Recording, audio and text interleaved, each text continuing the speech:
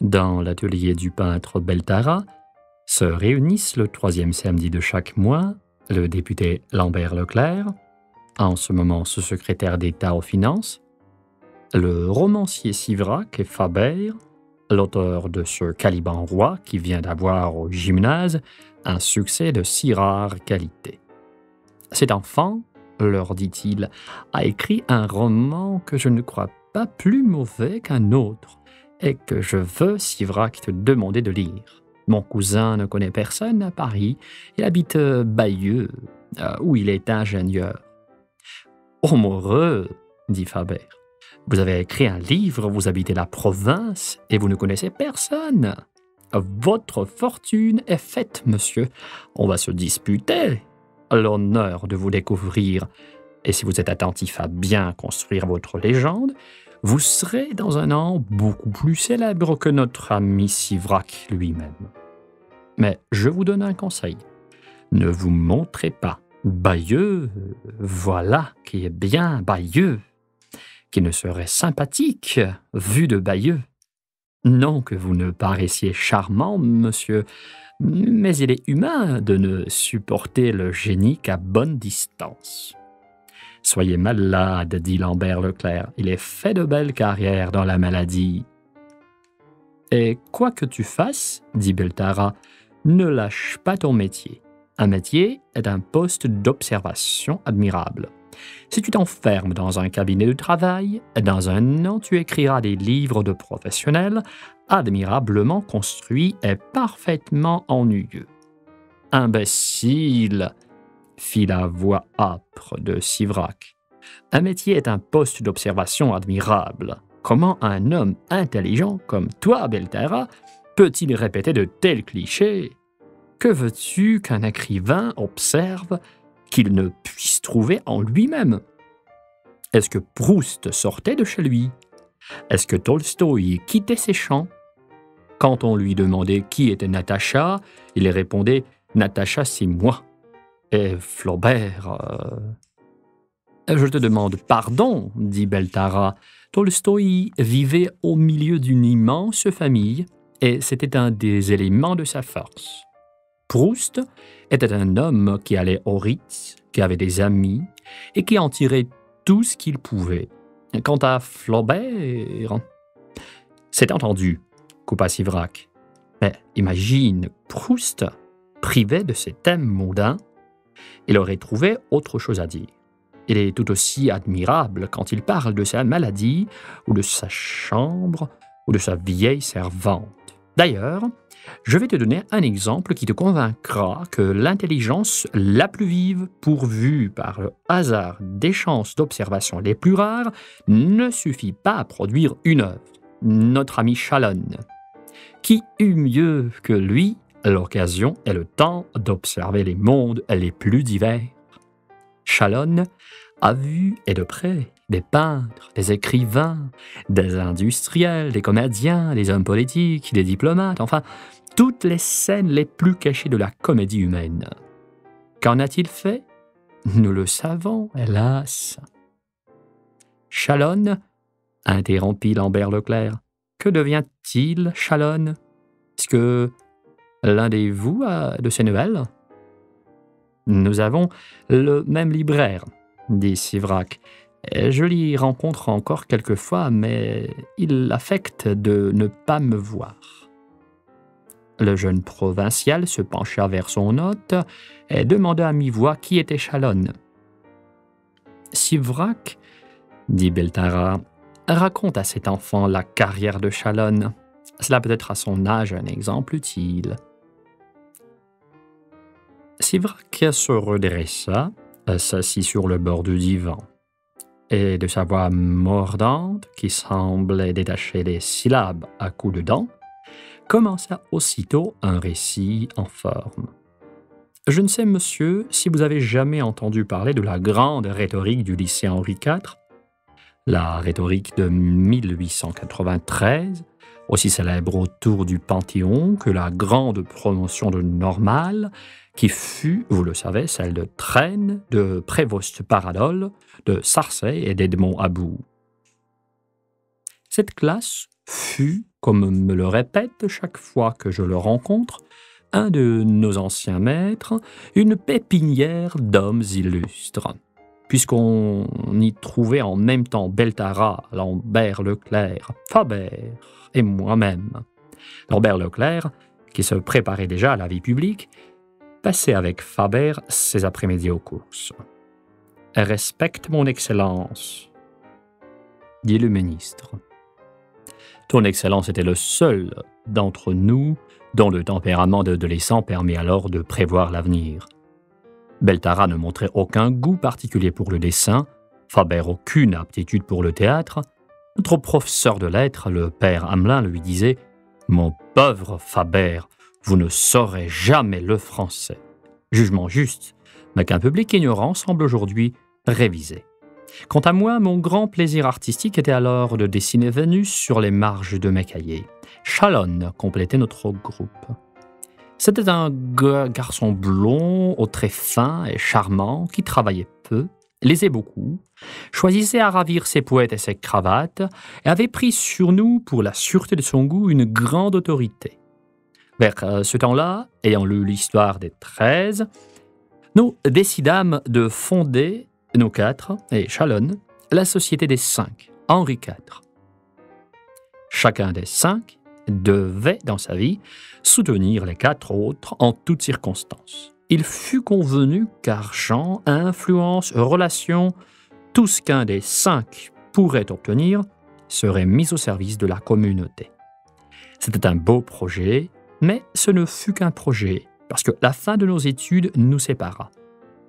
Son Excellence et moi, nous fîmes notre droit. Faber, qui avait besoin de gagner sa vie, entra dans la banque de son oncle. Beltara commença la médecine. Le régiment nous dispersa plus complètement encore, puis le hasard. Pendant 6 ans, nous n'eûmes les uns les autres que des nouvelles tout à fait rares. Au salon de 1900, je vis pour la première fois une toile de Beltara.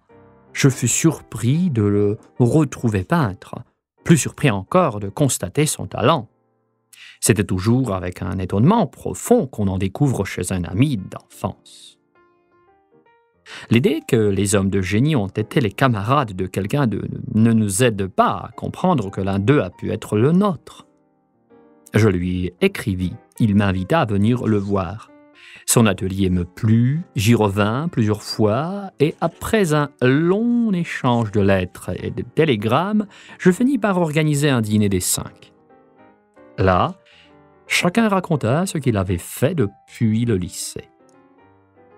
Par une suite d'accidents assez curieux, 3 d'entre nous s'étaient écartés de la carrière choisie pour eux par leurs parents. Beltara, ayant eu pour maîtresse un modèle, avait fait d'elle pour son propre plaisir des esquisses qui s'étaient trouvées bonnes. Cette femme l'avait amené chez des peintres. Il avait travaillé, réussi, et après quelques mois, renoncé à poursuivre ses études de médecine. Puis, retournant dans son Midi natal, il avait peint de nombreux portraits de négociants marseillais, de leurs femmes, et avait gagné une 20aine de 1000 francs qui lui avaient permis de travailler, dès son retour à Paris, pour lui-même. Il me montra des toiles qui affirmaient un tempérament, comme disaient alors les critiques d'art. Faber, ayant fait jouer un acte par des amateurs pendant une soirée chez son oncle, avait reçu le grand compliment d'un vieil auteur ami de la maison. Cet homme généreux, qu'il avait pris en amitié, venait de présenter à l'Odéon la première pièce de notre camarade, La Steppe. Lambert Leclerc était secrétaire d'un sénateur de l'Ardèche qui s'engageait à faire de lui un sous-préfet. Moi, j'avais écrit des nouvelles dont j'ai imposé la lecture aux 5. Chalonne nous avait écoutés en silence.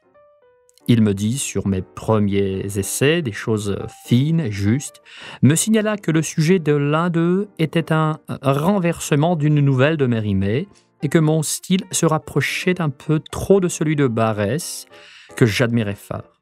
Il avait vu la pièce de Faber et lui indiqua avec un sens étonnant de la technique théâtrale une scène à remanier. Avec Beltara, il fit le tour de l'atelier et parla de l'impressionnisme avec une compétence proprement admirable. Puis, pour le bénéfice de Lambert Leclerc, il analysa la situation politique dans l'Ardèche et prouva une connaissance exacte du sujet. Nous retrouvâmes tous notre impression ancienne que Chalon était le plus brillant de notre groupe, et c'est avec une sincère humilité que nous lui demandâmes de nous raconter à son tour le début de sa carrière. Ayant hérité à 18 ans une fortune assez confortable, il s'était installé dans un petit appartement avec ses livres et il y travaillait, nous dit-il, à plusieurs ouvrages. Le premier devait être un grand roman dans la manière de William Meister de Goethe et ne formait d'ailleurs que le premier volume d'une nouvelle comédie humaine. Il pensait aussi à une pièce de théâtre qui tiendrait à la fois de Shakespeare, de Molière et de Musset. Vous comprenez ce que je veux dire? Fantastique, ironique, légère et profonde. Enfin, il avait commencé une philosophie de l'esprit qui s'apparentait à Bergson, me dit-il, mais allant beaucoup plus loin dans les analyses. J'allais le voir, et son appartement me parut, à moi qui vivais alors dans une chambre d'hôtel meublée, l'endroit le plus charmant du monde. Des meubles anciens, quelques moulages du Louvre, une bonne copie d'un Holbein et des rayons chargés de livres bien reliés, un dessin authentique de Fragonard, formaient un ensemble artiste. Il m'offrit une cigarette anglaise, de couleur et de saveur surprenantes. Je demandai à voir le commencement de la nouvelle comédie humaine, mais la première page n'était pas tout à fait achevée. De sa pièce de théâtre, il avait le titre, de la philosophie de l'esprit une douzaine de fiches, mais il me montra longuement un petit Don Quichotte romantique, avec de charmants dessins, qu'il venait d'acheter chez son voisin le bouquiniste, des autographes de Verlaine, des catalogues de marchands de tableaux. Je passai l'après-midi avec lui. Il était un compagnon très agréable. Ainsi, le hasard avait reconstitué le groupe des 5 qui devint plus solide que jamais. Chalon, n'ayant rien à faire, assurait la liaison. Souvent, il passait ses journées dans l'atelier de Beltara. Depuis que celui-ci avait fait le portrait de Mrs. Jarvis, l'ambassadrice américaine, il était à la mode. Beaucoup de jolies femmes venaient se faire peindre par lui et amener leurs amis pour assister aux séances de pose ou pour voir l'œuvre terminée. L'atelier était plein d'Argentines aux yeux admirables, d'Américaines blondes, d'Anglaises esthètes qui comparaient notre ami à Whistler. Beaucoup de ces femmes venaient pour Chalon, qui les amusait et leur plaisait. Beltara, qui avait vite mesuré la puissance d'attraction de notre ami, se servait de cet appât avec adresse. Chalon avait là son fauteuil à lui, sa boîte de cigares à son droite, son sac de bonbons à sa gauche. Il meublait l'atelier et pendant les séances de pause était chargé de distraire le modèle. Il avait aussi su se rendre indispensable par une sorte d'instinct de la composition picturale. Personne mieux que lui ne trouvait le décor et la pose qui convenaient à tel visage. Doué d'un sens rare de la beauté des tons, il indiquait au peintre un jaune ou un bleu fugitif qu'il fallait saisir aussitôt. « Mon vieux, tu devrais faire de la critique d'art », lui disait Beltara, émerveillé de tant de dons. « Oui, je sais bien », répondait doucement Chalon, « mais je ne veux pas me disperser. » Dans cet atelier, il connut Madame de Thianges, la duchesse de Capri, Celia Dawson, Mrs. Jarvis, qui l'invitèrent à dîner. Pour elle, il était un homme de lettres, ami de Beltara, et elle le présentait à leurs convives. Monsieur Chalon, l'écrivain bien connu. Il devint une sorte de conseiller littéraire des beautés à la mode. Elle l'emmenait chez les libraires et le priait d'être leur directeur de lecture. À chacune, il promettait de dédier un des romans qui composerait sa nouvelle comédie humaine. Beaucoup d'entre elles lui racontaient leur vie. « J'aimerais que vous me parliez de vous. » Alors, disait-il, parce que pour ma grande machine, j'ai besoin de tous les rouages d'une âme de femme intelligente. On le savait discret Il devint vite le confident des plus jolis secrets de Paris. Il fut l'homme vers lequel, dès son entrée dans un salon, manœuvraient quelques ravissants visages. Comme les femmes lui décrivaient leur âme, elles le trouvèrent bon psychologue. L'usage s'établit de dire « Chalonne est un des hommes les plus fins et les plus compréhensifs qui soient. » « Tu devrais, lui dis-je un jour, écrire des romans d'analyse. Personne ne ferait mieux que toi une sorte de Dominique Famel de ce temps-ci. »« Mais oui, je sais bien, » me dit-il avec l'air d'un homme accablé de besognes diverses et qui se voit obligé de refuser celle qu'il aurait eu plaisir à faire, mais oui seulement, j'ai ma grande machine et tout de même il faut se concentrer. Souvent, Faber venait le chercher à l'atelier pour l'emmener à des répétitions. Faber, depuis le succès de son Carnaval, était devenu un grand homme dans les théâtres et les boulevards. Il demandait à Chalonne d'apporter une impression fraîche en ces moments où acteurs et metteurs en scène sont si las de tout qu'on les sent prêts à abandonner la pièce. Chalonne s'acquittait de ce rôle de brillante manière. Il sentait le mouvement d'une scène, la courbe d'un acte, dépistait une intonation fausse, une tirade trop longue. D'abord agacés par cet inconnu, les acteurs finirent par l'adopter.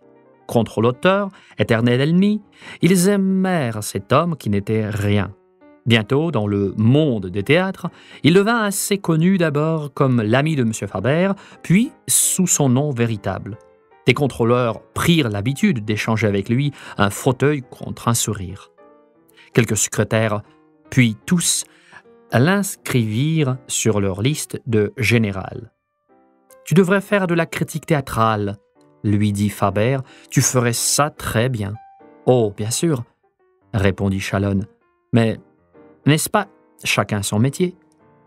L'année où les 5 atteignirent ensemble leurs 34 ans, j'eus le prix Goncourt avec mon ours bleu et Lambert Leclerc fut nommé député. Faber et Beltara étaient déjà fort connus depuis quelque temps. Notre union n'était en rien brisée. Ainsi se trouvait réalisé sans effort le scénario romantique qui nous avait tant divertis lycéens. Notre petit groupe étendait lentement vers les mondes les plus différents, des tentacules puissants et bien accrochés. Nous représentions vraiment une des forces de Paris et d'autant plus efficace qu'elle n'était pas officielle. Sans doute y a-t-il avantage à faire reconnaître un groupe artistique de jurés. La réputation acquise par l'un des membres se trouve automatiquement additionnée dans l'esprit du public à celle de tous les autres et le nom du groupe, s'il est bien choisi, accroche la curiosité. Un homme cultivé de 1835 aurait été pardonnable s'il avait ignoré M. Sainte-Beuve, mais il n'avait pas le droit d'ignorer les romantiques. Pourtant, les inconvénients ne sont pas moins grands. La décadence est collective, comme a été la grandeur. Les doctrines, les manifestes offrent des cibles faciles. L'attaque en tirailleur est moins vulnérable. Nous n'exercions par le même métier donc aucune jalousie ne nous divisait. Nous formions une charmante société d'admiration mutuelle. Dès que l'un de nous pénétrait dans un salon nouveau, il y faisait un éloge si vif des 4 autres qu'on le priait de les y amener. La paresse d'esprit de la plupart des hommes est telle qu'ils acceptent toujours d'un expert leur échelle de valeurs artistiques. Faber était un grand écrivain dramatique, parce que je le disais, et j'étais le plus profond des romanciers, parce que Faber le répétait. Quand nous donnâmes dans cet atelier notre fête de Venise au XVIIIe siècle, il nous fut facile d'y réunir tout ce qui à Paris vaut d'être connu. Ce fut une soirée ravissante. De très jolies femmes jouèrent une petite comédie de Faber dans un décor de Beltara. Mais, aux yeux de tous nos hôtes, le maître de la maison était Chalonne. Il avait des loisirs, beaucoup de grâce. Il était devenu tout naturellement le chef de notre protocole. Quand on nous disait « votre délicieux ami », nous savions qu'il s'agissait de lui. Il continuait à ne rien faire. Et je n'entends pas seulement par là que son roman, sa pièce, sa philosophie de l'esprit n'avaient pas avancé d'une ligne. Il ne faisait rien à la lettre. Non seulement il n'avait jamais publié un livre, mais jamais écrit un article de revue, jamais une note dans un journal, jamais prononcé une parole en public. Ce n'était pas qu'il lui eût été difficile d'obtenir qu'on le publiât. Il connaissait, et fort bien, les meilleurs éditeurs, les directeurs de revues. Ce n'était pas non plus qu'il désirât, par choix libre et raisonné, demeurer un spectateur. Non. Il aurait eu plutôt un goût naturel pour la gloire. C'était l'effet de causes diverses et convergentes, une nonchalance naturelle, une curiosité instable, une sorte d'impuissance à vouloir. Un artiste est toujours, par quelque côté, un infirme. C'est son infirmité qui le détache du réel, le force à décoller, à survoler la vie. Chalon était trop bien installé dans la vie. Elle le satisfaisait entièrement. La perfection de sa paresse reflétait celle de son bonheur. Il n'était d'ailleurs pas un écrivain qui n'appela notre ami, mon cher confrère, et ne lui envoya ses livres. À mesure que nous recevions les uns et les autres quelques avancements dans cette hiérarchie du monde parisien, si précise dans son apparente négligence, Chalon avançait lui-même et se voyait conférer en quelque sorte l'honorariat du grade auquel l'un de nous parvenait. Nous prenions grand soin que son amour-propre fût sauvegardé en toutes circonstances.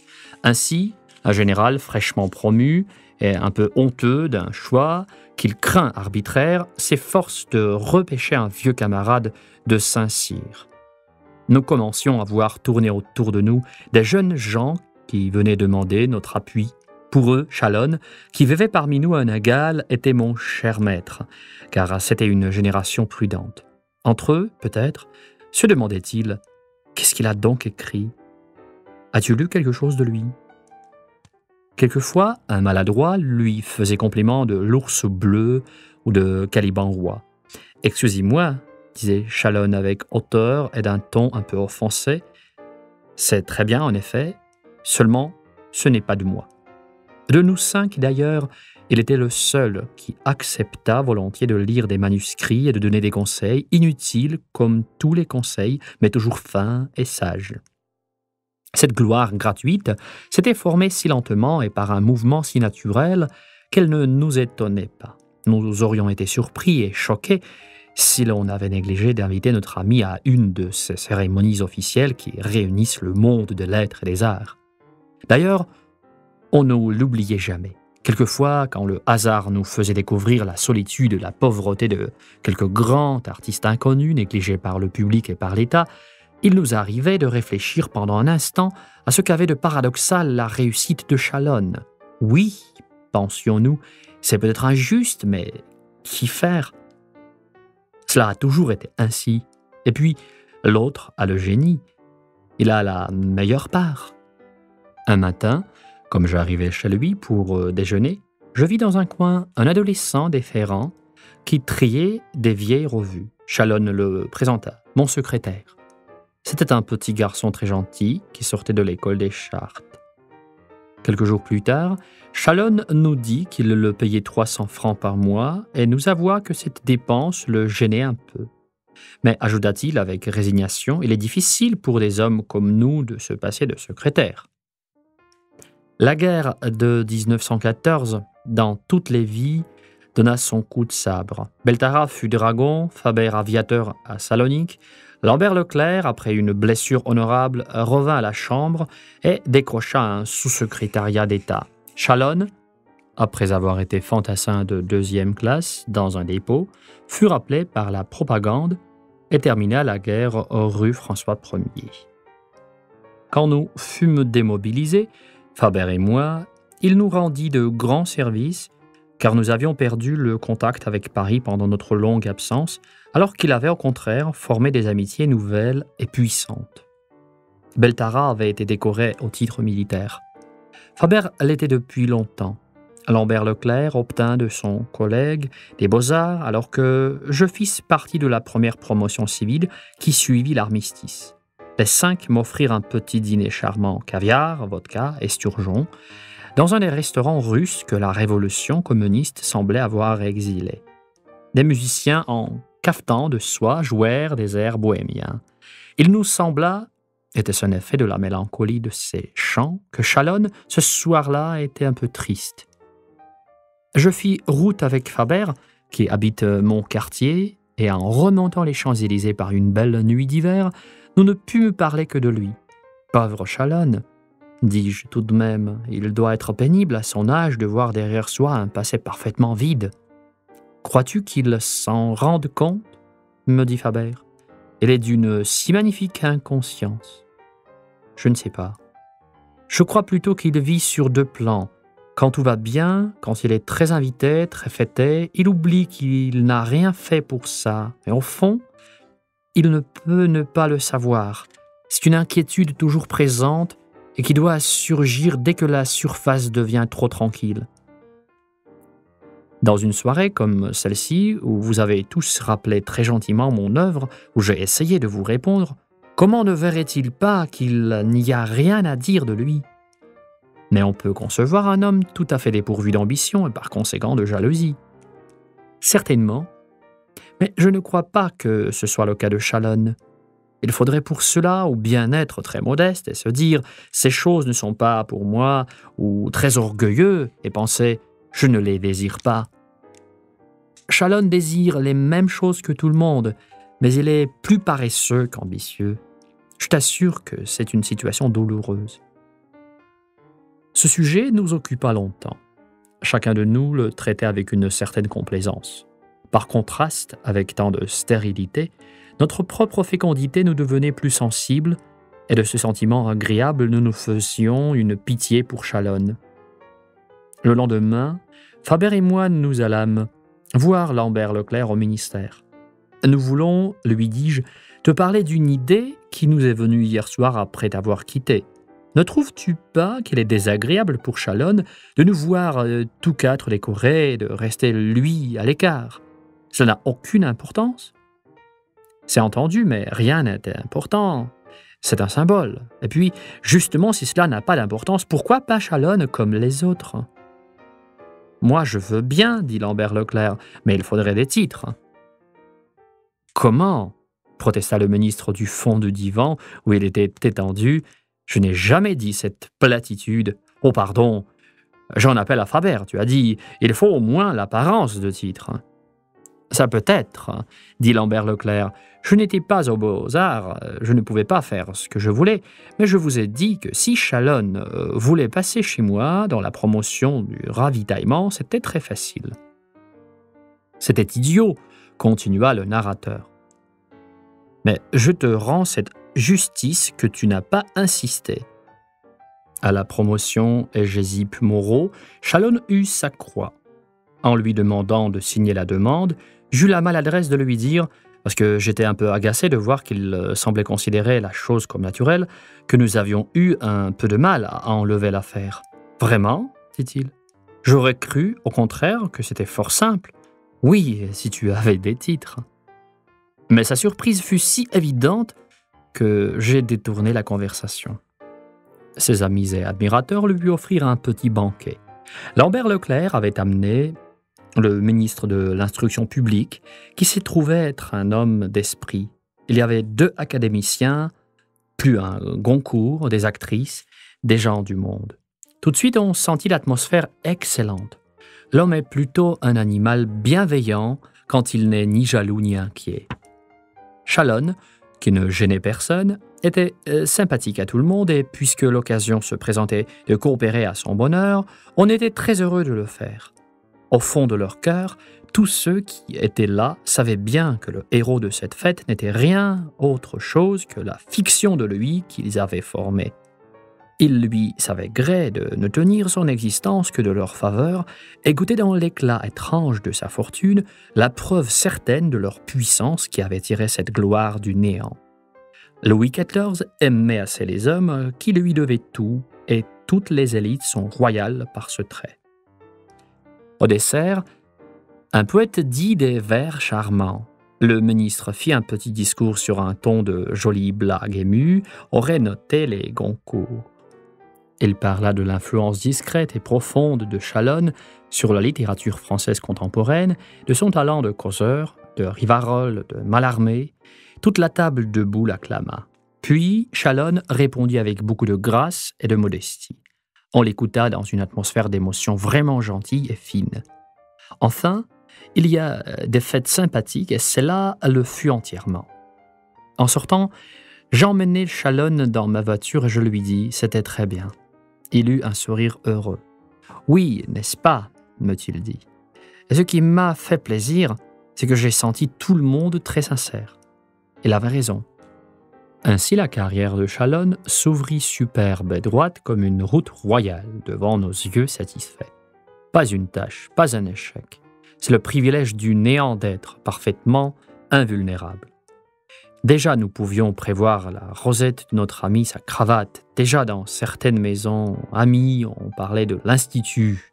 La duchesse de Tay avait timidement suggéré ce projet à un académicien, grand faiseur d'élections, qui avait répondu « Nous y pensons, mais ce serait un peu prématuré ». Le visage de Chalonne se parait de plus en plus de cette sérénité si belle que donne seule la plus pure sagesse ou la plus complète oisiveté, lesquelles d'ailleurs se confondent peut-être. C'est vers ce temps-là que Mrs. Pex commença de s'intéresser à lui. Gladys Newton Pex était une riche et jolie Américaine qui, comme presque toutes les Américaines riches et jolies, vivait, et d'ailleurs vit encore, la plus grande partie de l'année en France. Elle a un appartement rue François Ier et une maison dans le Midi. Son mari, William Newton Pex, étant président de l'Universal Rubber Company et de plusieurs chemins de fer, ne passe sur le continent que ses vacances. Nous connaissons tous depuis longtemps Gladys Pex, qui s'était toujours consacrée avec passion à la littérature, à la peinture, à la musique moderne. Elle s'était beaucoup occupée de Beltara au moment des débuts de celui-ci. Elle lui avait taché des toiles, lui avait fait faire son portrait, elle lui avait fait commander ce portrait de Mrs. Jarvis, qui avait été son lancement. Pendant 2 ans, elle n'avait parlé à ses amis que de Beltara. Elle avait donné des dîners Beltara, organisé des expositions Beltara, et enfin, elle l'avait invité à passer un hiver dans sa maison de la Napoule pour qu'il pût travailler en paix. Pour le succès était venu, et le succès marque toujours la fin des grandes amitiés de Mrs. Pex. Elle est remarquablement intelligente, mais elle apporte dans son amour des choses de l'art les sentiments de certains spéculateurs en bourse qui ont horreur des valeurs classiques et ne s'attachent qu'à des petites actions encore inconnues du grand public, mais sur lesquelles ils ont, eux, des renseignements confidentiels et sûrs.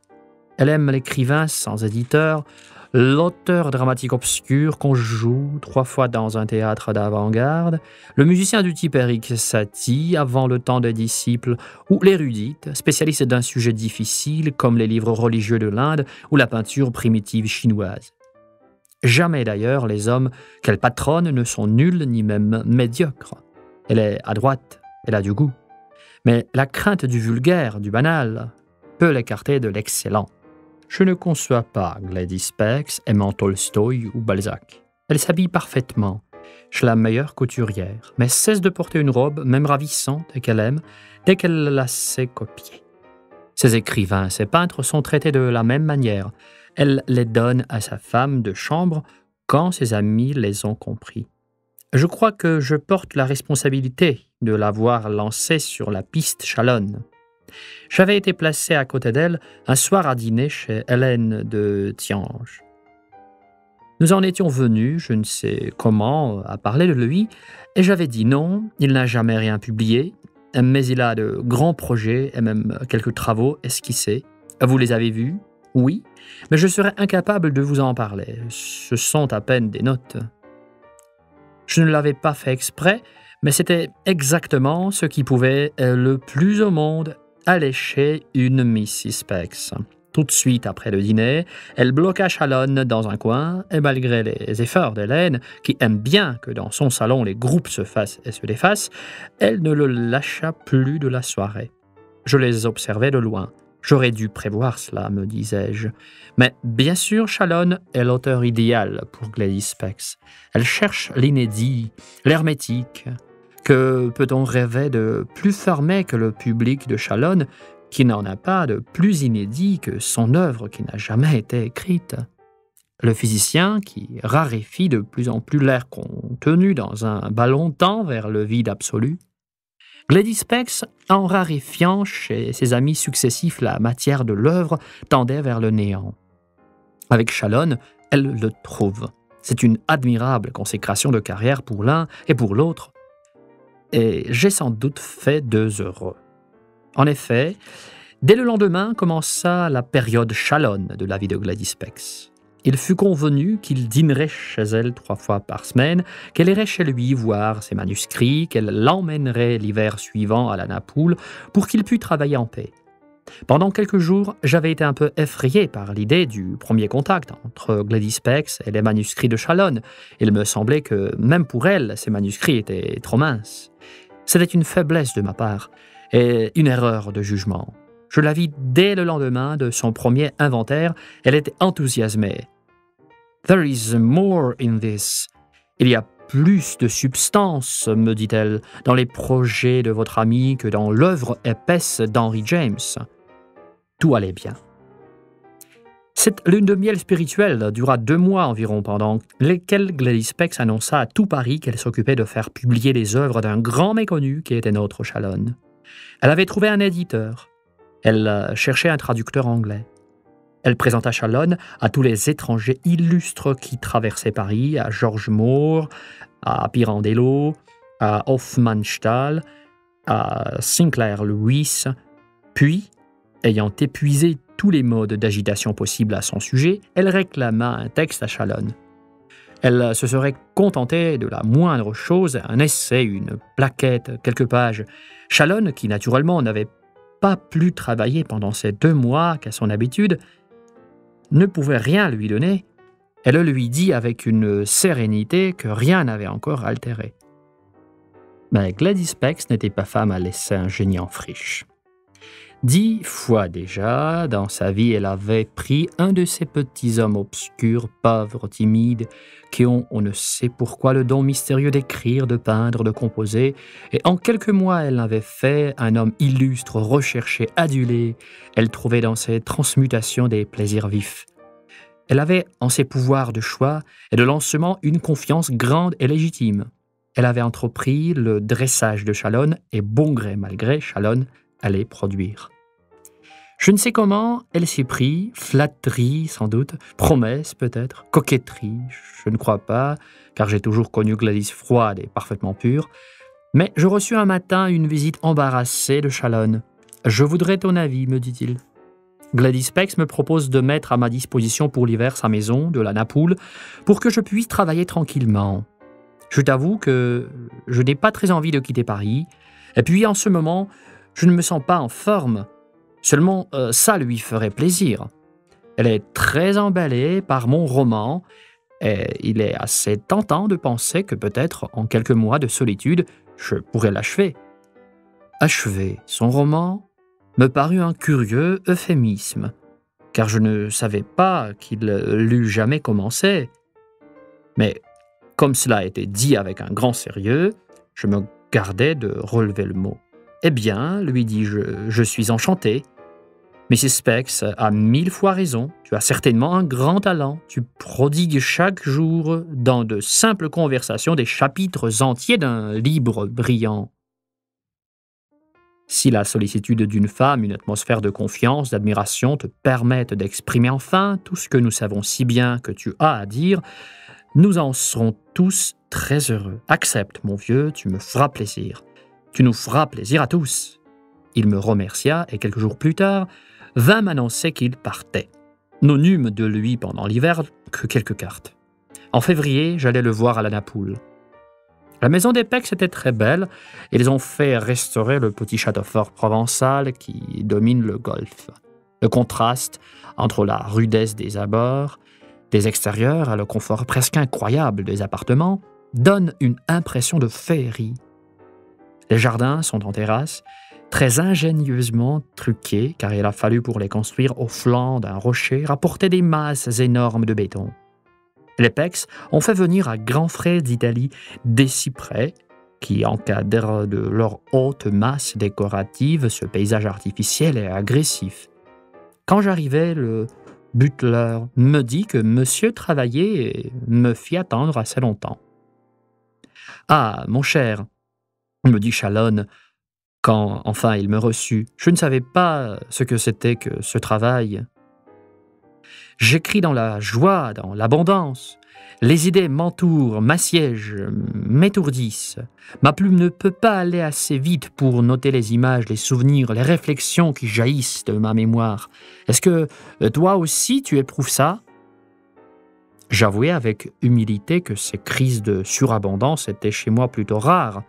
J'ajoutai qu'il me paraissait naturel qu'il fît plutôt que moi le sujet élu pour une telle visitation et que son long silence avait dû lui permettre d'accumuler des matériaux comme aucun de nous n'avait pu le faire. Je passai toute la soirée avec lui, Mrs. Specs était encore à Paris. Je le trouvais curieusement changé. Un de ses grands charmes avait été justement alors l'extrême variété de sa conversation. Pour moi, qui ai peu le temps de lire, il était précieux de trouver en Shalon un homme qui lisait tout. C'était par lui que j'avais découvert les plus intéressants des jeunes. Comme il sortait tous les soirs, soit au théâtre, soit dans le monde, personne à Paris ne connaissait plus d'histoires, plus de drames intimes, plus de mots amusants. Surtout Shalon était un des rares amis avec qui on put toujours parler de soi, de son travail, en sentant qu'on l'intéressait vraiment et que pendant votre discours, il ne pensait pas à lui-même. Tout cela était très agréable. Or, le Shalon de la Napoule, tel que je le retrouvais, était devenu tout différent. Depuis 2 mois, il n'avait pas ouvert un livre, il n'avait vu personne, il ne parlait plus, à la lettre, que de son roman. Je lui donnai des nouvelles de nos amis. Il m'écouta un instant, puis sortit de sa poche un petit carnet et prit une note. « Qu'est-ce que tu fais ?» lui dis-je. « Oh, rien, c'est une idée que je viens d'avoir pour mon livre, mais que je ne veux pas laisser échapper. » Un instant après, comme je lui citais un mot d'un des modèles de Beltara, le carnet reparut encore. Mais c'est une manie, mon cher, c'est que j'ai un personnage qui, par certains côtés, tient de Beltara. Ce que tu viens de me dire peut m'être très utile. Il avait le terrible professionnalisme des néophytes, le zèle des convertis. J'avais sur moi quelques chapitres de mon nouveau livre, que j'avais apporté pour les lire à Shalon et pour avoir son avis comme je le faisais toujours. Il me fut impossible d'obtenir qu'il m'écoutât. Je décidai qu'il était devenu ennuyeux, insupportable. Il acheva de m'irriter en jugeant des maîtres que nous avions toujours respectés avec une légèreté dédaigneuse. « Tu trouves, disait-il, le naturel de Stendhal ? Oui, ça t'est pas tant que ça, toi ? Au fond, ces romans feuilletons tout de même, tant la Chartreuse que le Rouge. Je crois qu'on peut faire beaucoup mieux. » Je fus presque heureux de le quitter. Quand je revins à Paris, je reconnus tout de suite les admirables qualités de manager de Gladys Specs. On parlait déjà beaucoup du livre de Shalon et on en parlait comme il convenait. Nulle trace de cette réclame grossière et tapageuse qui écarte les délicats. Il semblait que cette femme eût trouvé le secret de la publicité mystérieuse et qu'elle sut projeter sur un nom comme une obscure clarté. Paul Morand disait qu'elle avait ouvert l'hermétisme. De tous côtés, on me demandait « Vous venez de midi ? Vous avez vu Shalon ? Il paraît que c'est remarquable, son bouquin. » Gladys Specs passa le mois de mars à la Napoule et nous dit que le livre était presque achevé, mais que Shalon n'avait rien voulu lui montrer. Il disait que son œuvre formait un tout, que ce serait la déflorer dangereusement que d'en laisser voir des fragments isolés. Enfin, au début d'avril, elle nous apprit que Shalon entrait et que, sur sa demande, elle nous convoquait à venir passer un de nos samedis soirs chez elle pour entendre la lecture du roman. Cette lecture, je crois qu'aucun de nous ne l'oubliera de sa vie. Le salon de la rue François Ier avait été préparé avec un art parfait de la mise en scène. Toutes les lumières étaient éteintes, sauf une grosse lampe de Venise, dont la lumière laiteuse éclairait doucement le lecteur. le manuscrit et une adorable branche de prunus placée derrière Shalon dans un vase chinois. Le téléphone avait été coupé. Les domestiques avaient reçu l'ordre de ne nous déranger sous aucun prétexte. Shalon était nerveux, faussement gai, assez fat, Mrs. Pex radieuse et triomphante. Elle l'installa, lui donna un verre d'eau, régla l'abat-jour. Il mit de grosses lunettes d'écaille, éclaircit sa voix, et enfin commença.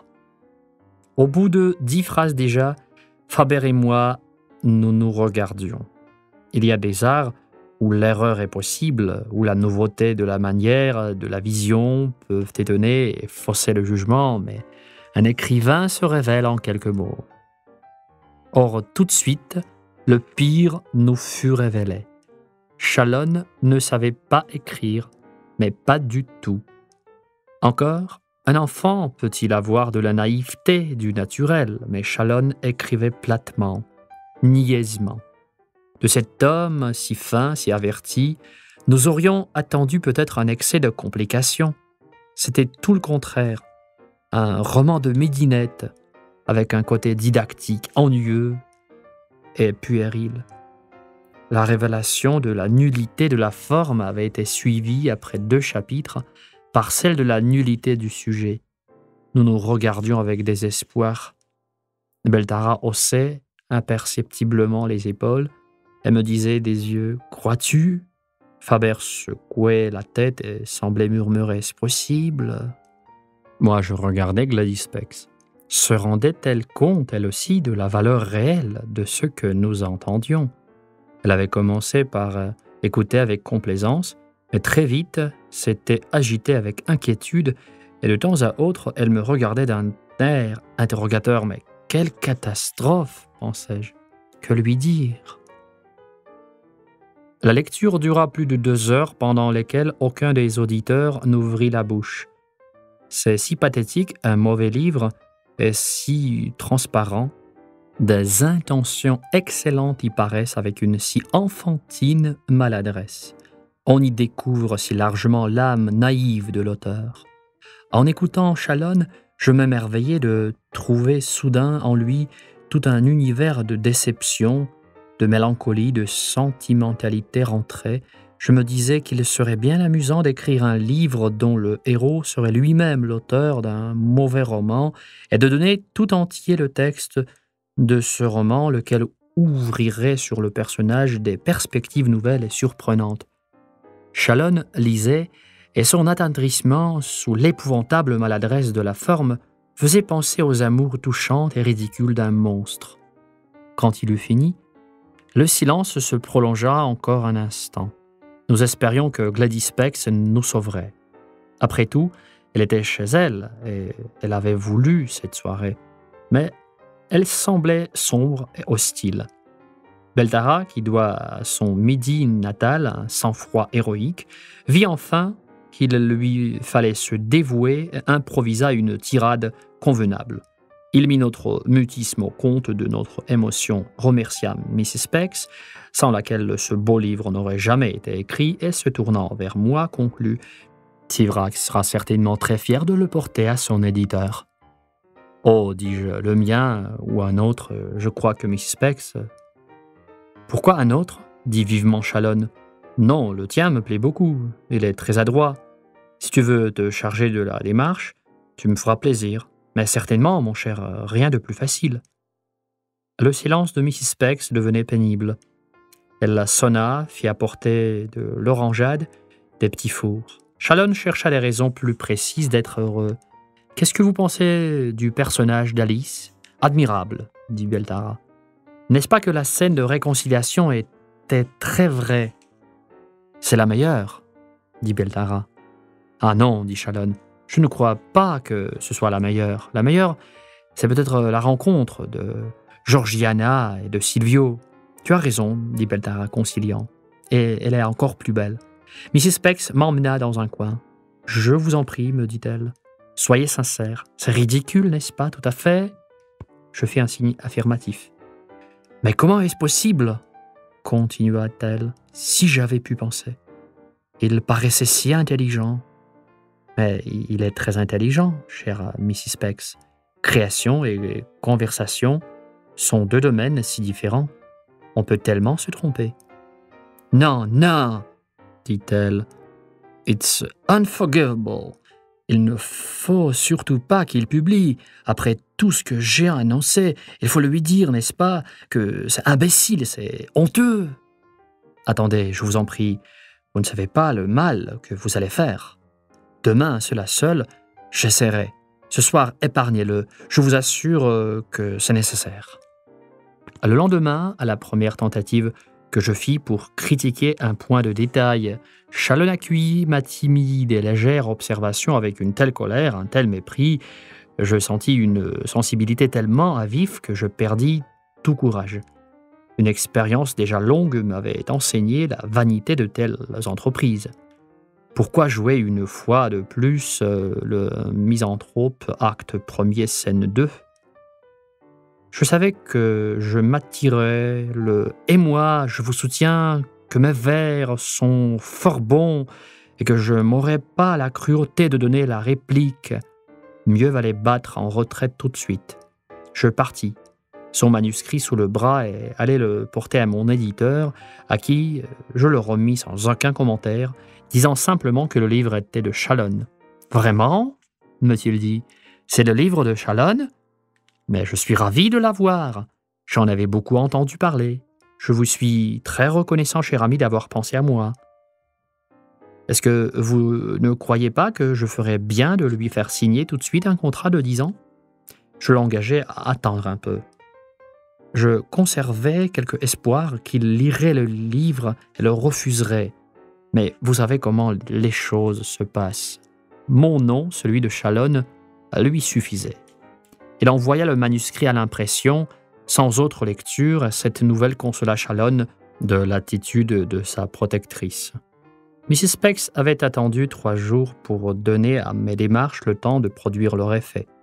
Quand elle avait connu le résultat, elle m'avait en protestante, honnête et dure, sévèrement reproché ma faiblesse et avait écrit à Chalon une lettre sèche qu'il nous avait montrée le lendemain avec une indignation stupéfaite. Longtemps, il avait cherché le motif auquel il devait attribuer un jugement aussi injuste. Il finit par s'arrêter à une idée tout à fait absurde, mais qui le dispensait d'être humilié. Il imagina que Gladys Specs s'était reconnue dans un personnage d'anglaise un peu ridicule qui figurait dans son livre. Sur quoi il retrouva sa sérénité et ne pensa plus à elle. 3 mois plus tard, le livre parut. La presse ne fut pas mauvaise. Chalon était trop sympathique à tous pour qu'on voulût lui faire une peine inutile.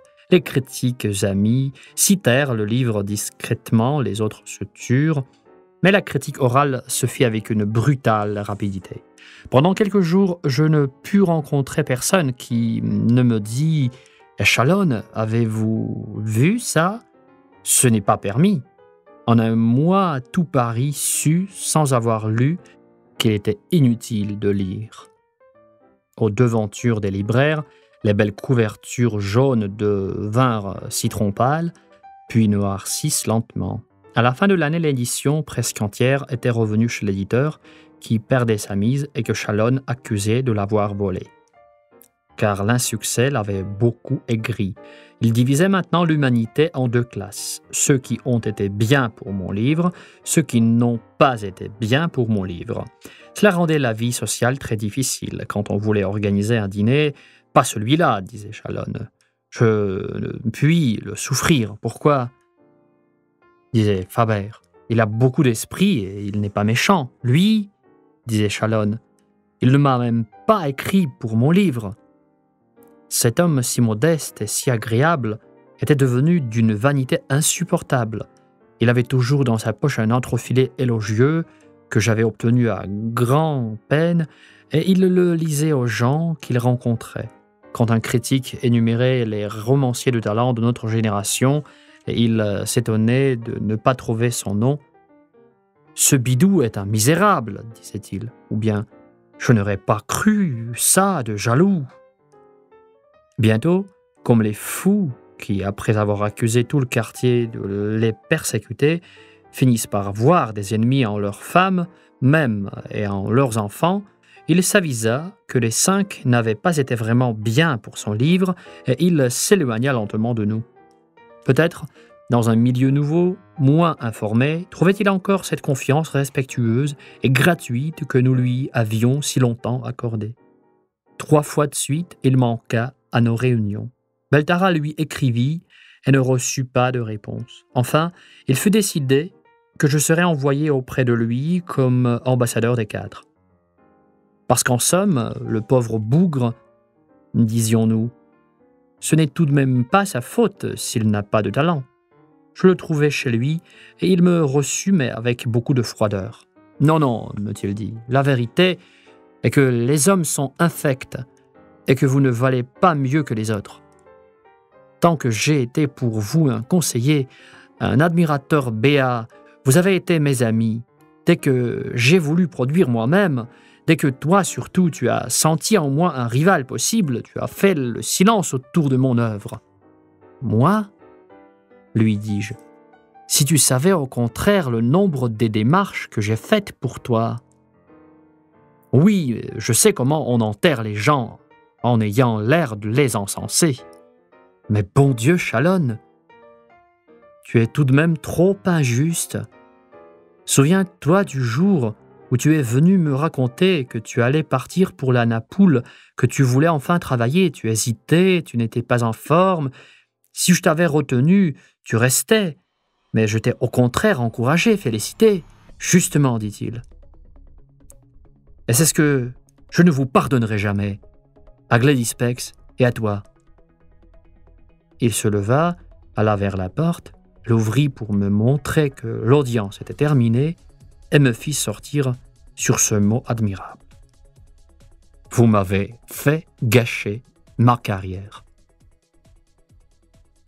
Et le plus beau, dit alors Beltara, le plus beau, c'est que cela était vrai.